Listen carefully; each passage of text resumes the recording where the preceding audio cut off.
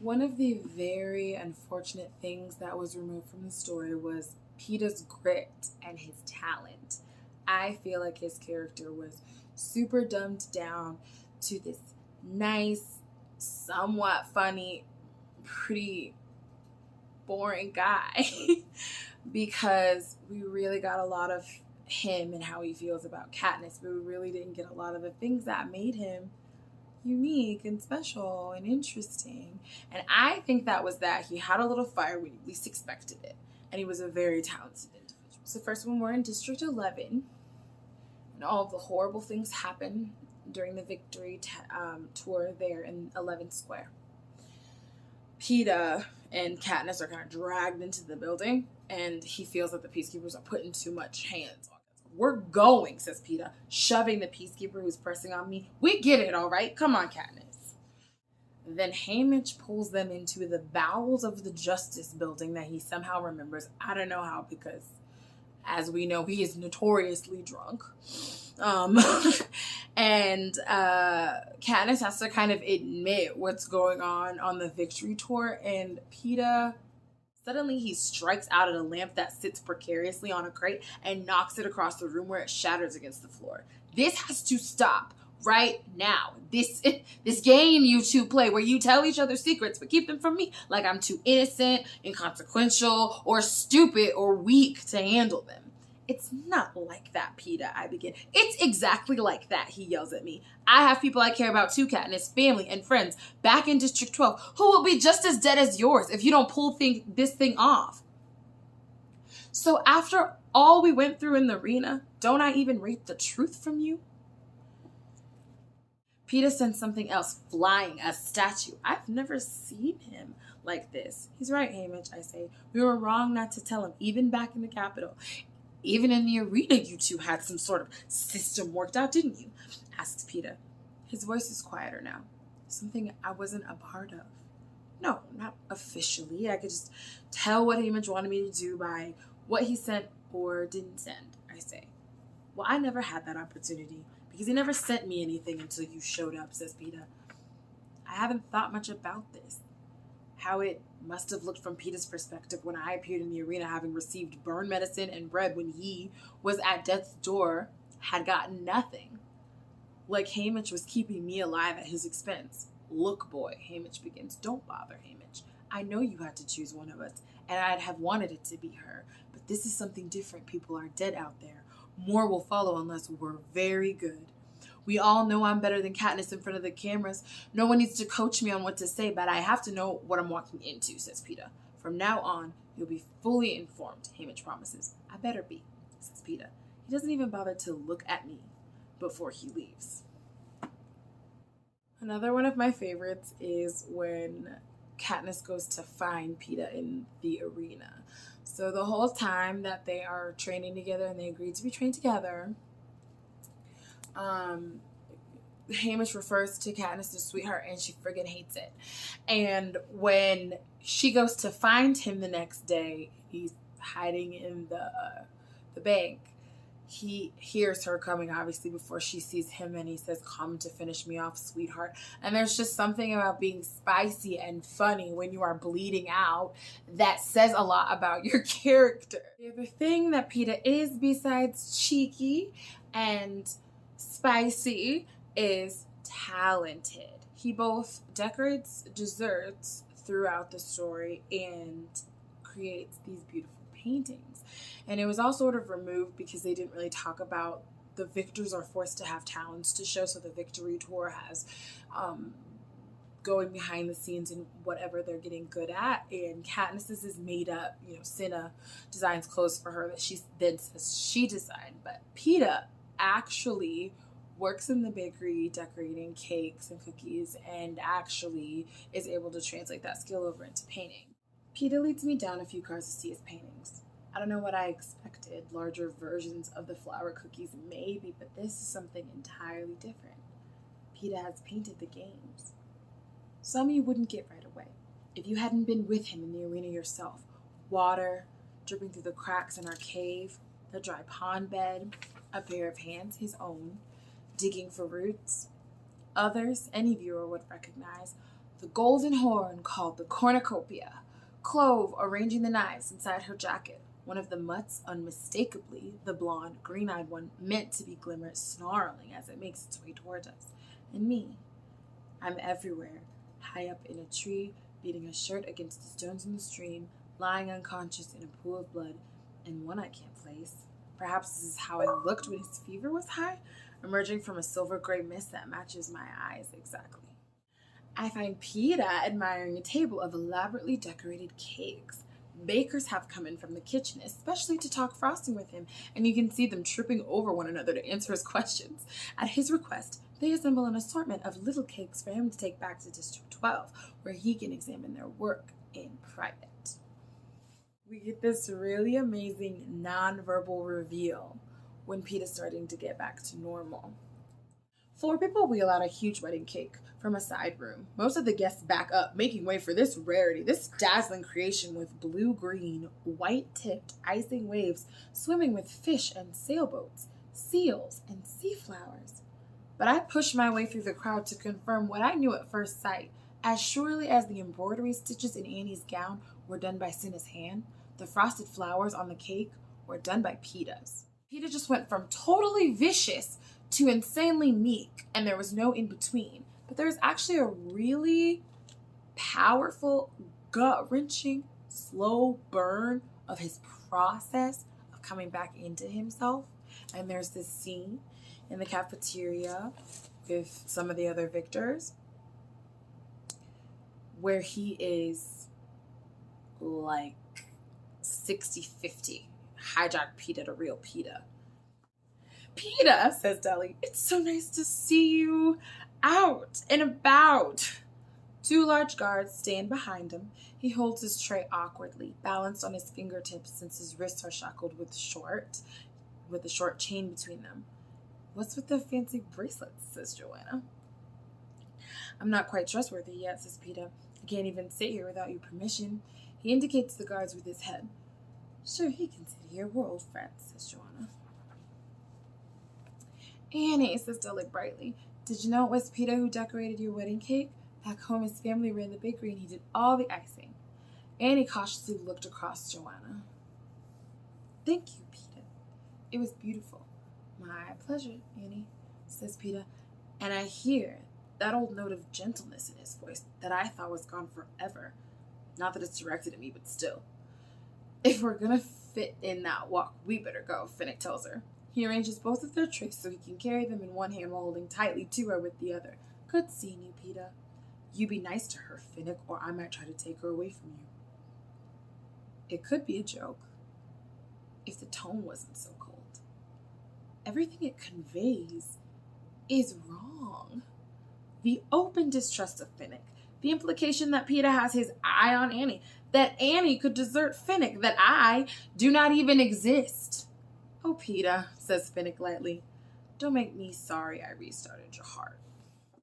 That brings us to Gale, who is super fun and super light in a way that you may not have noticed if you just watch the movie. It's not that Gale's goofy, it's so much better than that. The best way that I can describe it is that if you were going to get bad news, you want to get it from Gale because he's not severe in any way. He can be telling you that you're going to be executed and he can make it sound like good news because he's kind of like the Hulk, right? He stays angry. He's so intense underneath the surface that he doesn't need to get worked up because he's kind of always at an even keel. And it's something that keeps Katniss sane. And I feel like you see it at times in the movie, but at times he's made out to be just a little too intense. I spring up, unsetting a box of 100 pencils, sending them scattering across the floor. What is it? Gale asks. There can't be a ceasefire. I lean down, fumbling as I shove the sticks of dark gray graphite back into the box. We can't go back. I know. Gale sweeps up a handful of pencils and taps them on the floor into perfect alignment. Whatever reason Peter had for saying those things, he's wrong. The stupid sticks won't go back in the box, and I snap several in my frustration. I know, give it here, you're breaking them to bits. He pulls the box from my hand and refills it with swift, concise motions. He doesn't know what they did to 12. If he could have seen what was on the ground. I start, Katniss, I'm not arguing. If I could hit a button and kill every living soul working for the Capitol, I would do it without hesitation. He slides the last pencil into the box and flips the lid closed. The question is, what are you gonna do? So you see what I'm saying? He's just arbitrarily organizing pencils while they talk about the fate of the world. He's just not that guy. He doesn't raise his voice. There's never an exclamation point after his expressions. He's just always super even keel. I imagine Gale as personified peace. During talks about the war, Katniss and Gale constantly fall on opposite sides of an issue, and he says his piece, and sometimes he doesn't talk to her for a couple of days. When he comes back to talk to her, it's always the same way, super nonchalant, sits next to her and helps her with whatever tasks she's doing. He's also kind of funny in a not funny way. Because the things that would make you or I scared, Gale finds just a little bit funny. President Snow personally threatened to have you killed, I say. Gale raises his eyebrows slightly. But there's no real show of fear or astonishment. Anyone else? Well, he didn't actually give me a copy of the list, but it's a good guess it includes both of our families, I say. It's enough to bring him to the fire. He crouches before the hearth and warms himself. Unless what? Unless nothing now, I say. Obviously, this requires more of an explanation, but I have no idea where to start, so I just sit there, gloomily staring into the fire. After a minute of this, Gale breaks the silence. Well, thanks for the heads up. I turn to him, ready to snap, but I catch the glint in his eye. I hate myself for smiling. This is not a funny moment, but I guess it's a lot to drop on someone. And there is that moment where they have to talk about the fact that Gale may have had something to do with Prim's death, right? But I want to be very clear that Gale never changes. Like, when I say even keel, when I say steady, even though this conversation is intense and it means something, right? And it's the end of something, it's not done in the obvious way that it's done in the movie, right? You know, Katniss yells, "Goodbye, Gale," and you know, he looks like he's in tears, and they are definitely not gonna be friends. But well, let's read it in the book. I brought you this. Gale holds up a sheath. When I take it, I notice it holds a single, ordinary arrow. It's supposed to be symbolic. You're firing the last shot of the war. What if I miss, I say? Does Coin retrieve it and bring it back to me? Or just shoot Snow through the head herself? You won't miss. Gale adjusts the sheath on my shoulder. We stand there, face to face, not meeting each other's eyes. You didn't come see me in the hospital. He doesn't answer, so finally I just say it. Was it your bomb? I don't know. Neither does Beatty, he says. Does it matter? You'll always be thinking about it. He waits for me to deny it. I want to deny it, but it's true. Even now I can see the flash that ignites her, feel the heat of the flames, and I will never be able to separate Gale from that moment. My silence is my answer. That was the one thing I had going for me. Taking care of your family, he says. Shoot straight, okay? He touches my cheek and leaves. I want to call him back and tell him I was wrong, that I'll figure out some way to make peace with this, to remember the circumstances under which he created the bomb, take into account my own inexcusable crimes, dig up the truth about who dropped the parachutes, prove it wasn't the rebels, forgive him.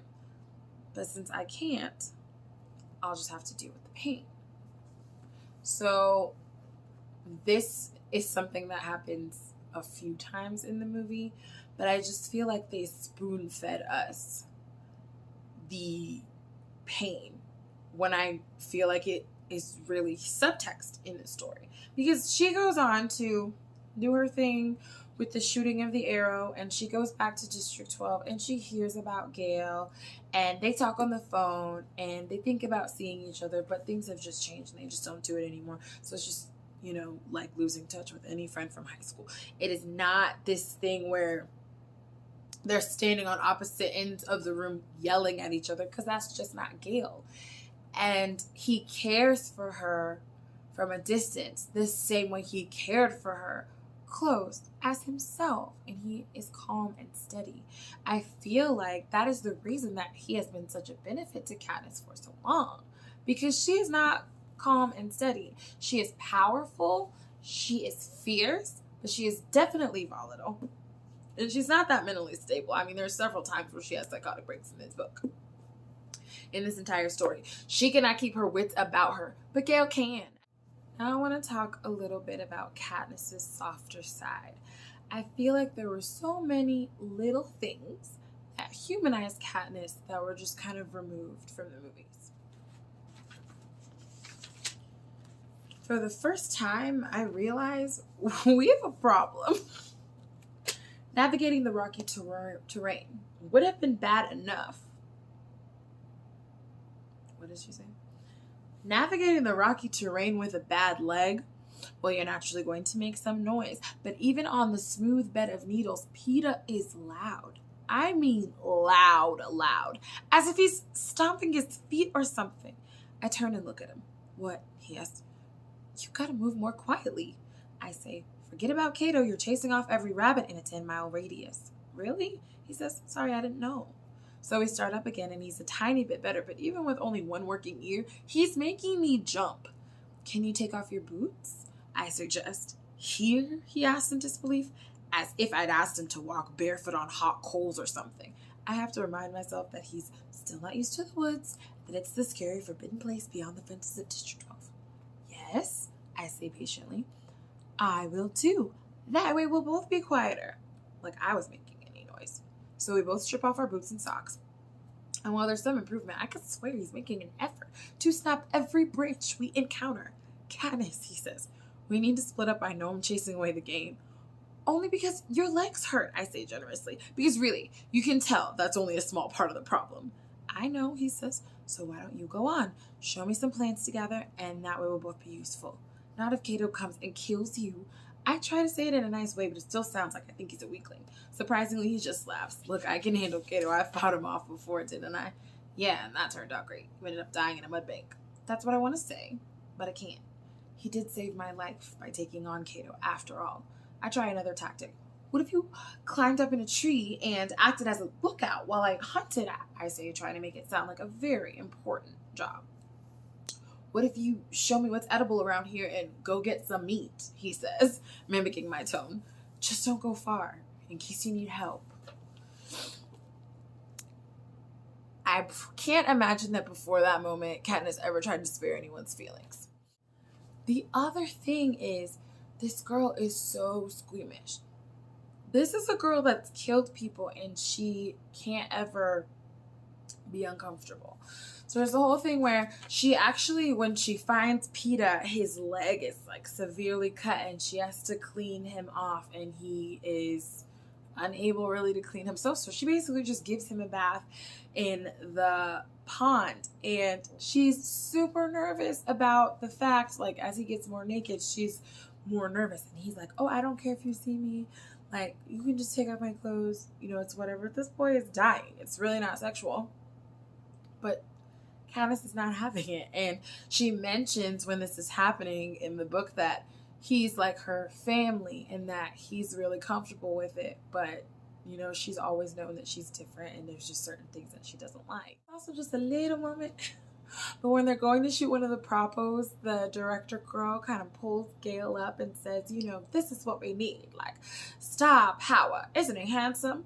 And she's so nervous. Like, it's so hard for her just to admit that Gale is handsome. I just feel like there's something so wholesome and so cute about just not being able to talk about anything that could be misconstrued as romantic outside of her being literally forced to do so for the Hunger Games propaganda. Joanna behind when she's going to the Capitol. And Joanna's from District 7, which is the lumber capital. And they're underground in 13. So anybody that likes fresh air and woods is tortured. So Katniss goes out into the woods and she finds pine needles and pine cones, and she sort of makes this air freshener that smells like outside for Joanna to leave with her while she goes to the Capitol. And I just thought it was incredibly sweet. And I think like the way we deal with and handle our friends and our people when times are tough are very defining moments of who we are.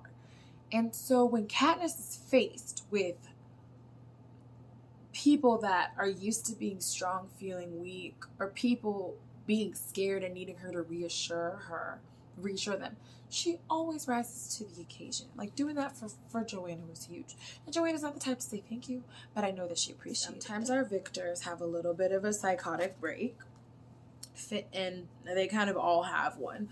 But there's one time where Katniss isn't having a psychotic break at the same time that Finnick is, and they sent her out on a mission, and he wants to go, but he's really not ready. And he comes to catch up with her to help him about it, and she's so good with him. So Boggs shows up to escort me down to the airborne division. Just as the elevator arrives, Finnick appears in a state of agitation. Katniss, they won't let me go. I told them I'm fine, but they won't even let me ride in the hovercraft. I take in Finnick. His bare legs showing between his hospital gown and slippers, his tangle of hair, the half-knotted rope twisted around his fingers, the wild look in his eyes. And no, any plea on my part will be useless, even if I don't think it's a good idea to bring him. So I smack my hand on my forehead and say, oh, I forgot. It's this stupid concussion. I was supposed to tell you to report to Beatty in special weaponry. He designed a new trident for you. At the word trident, it's as if old Finnick resurfaces. Really? What's it do? I don't know, but if it's anything like my bow and arrows, you're going to love it, I say. You'll need to train with it, though. Right, of course, I guess I better get down there, he says.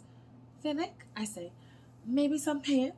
He looks down at his legs as if noticing his outfit for the first time. Then he whips off his hospital gown, leaving him in just his underwear. Why do you find this? He strikes a ridiculously provocative pose. Distracting. I can't help laughing.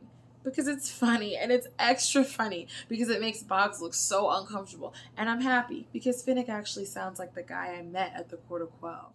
So this is one I haven't really heard talked about in any previous discussions about the Hunger Games, but I kind of feel like Haymitch is supposed to be a mirror for Katniss's possible future. So there's the obvious, right, is that they never get along. And we know the people that are too much alike never get along. So we know that there's some reason that there's constant tension between them. The other thing is Haymitch also won his games by breaking the rules. So Katniss does the whole berry trick, and Haymitch actually used the force field around the outside of the dome to kill the final opponent. So that's a big no-no. And because he did that, the Capitol was very unhappy with him, and they killed everybody that he cared about, but they left him alive, which is clearly something that Katniss fears. She is running around from the start of Catching Fire, trying to convince Snow and the Capitol and the other citizens that she is not a threat, that she acted out of love because she doesn't want Snow to start taking away the people that she cares about. Despite Haymitch and Katniss never getting along, they do have that secret language that Peeta mentions in his rant in the arena, but they just kind of understand each other and they're able to communicate openly. And then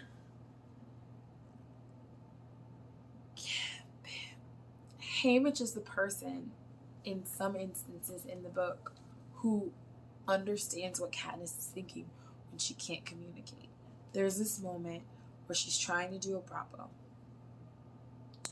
and she realizes, because of something that's said, how long it's been that the Capitol has had Peeta, and she cannot stop crying.